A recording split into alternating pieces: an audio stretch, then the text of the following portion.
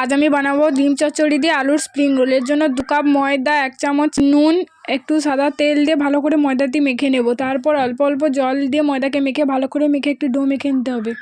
এরপর ডোটা কিছুক্ষণের জন্য রেখে ডিম চচ্চড়িটা করে নেব। গরম করে 2 টেবিল চামচ তেল দিয়ে কাঁচা লঙ্কা কুচি দিয়ে ভালো করে নাড়তে হবে। তারপর তেজপাতা দিয়ে ভালো করে নাড়তে হবে। তারপর পেঁয়াজ কুচি দিয়ে ভালো করে নেড়েচেড়ে অল্প নুন দিয়ে দিতে হবে। এরপর আদার পেস্ট দিয়ে ভালো করে নেড়েচেড়ে টমাটো কুচি দিয়ে আবারও ভালো করে নাড়তে হবে। তারপর হলুদ লঙ্কা গুঁড়োকে জলের সঙ্গে মিশিয়ে দিয়ে দেবো এবং তারপর ভালো করে মশলাটি কষে নিতে হবে।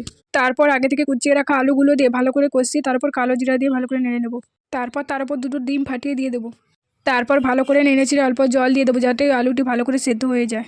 এরপর রস মুলে গেলে ওপর দিয়ে একটু অল্প চাট মশলা ছড়িয়ে দিয়ে নামিয়ে নেব। এইভাবে রুটিটাকে গোল করে মুড়ে তার ভিতর পুরটা ঢুকিয়ে দিয়ে এভাবে করে মুড়ে নেব।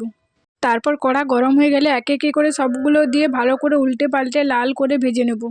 চুলার আঁচটা মিডিয়াম আঁচে রেখে ভালো করে ভেজে নিতে হবে। দেখো সবগুলো রোল আমি এখানে বানিয়ে নিয়েছি। কারা কারা এভাবে বাড়িতে বানিয়ে খেয়েছো কমেন্টে জানাও। ভিডিওটি যদি ভালো লেগে থাকে তাহলে লাইক, কমেন্ট, শেয়ার ও ফলো করতে ভুলো না।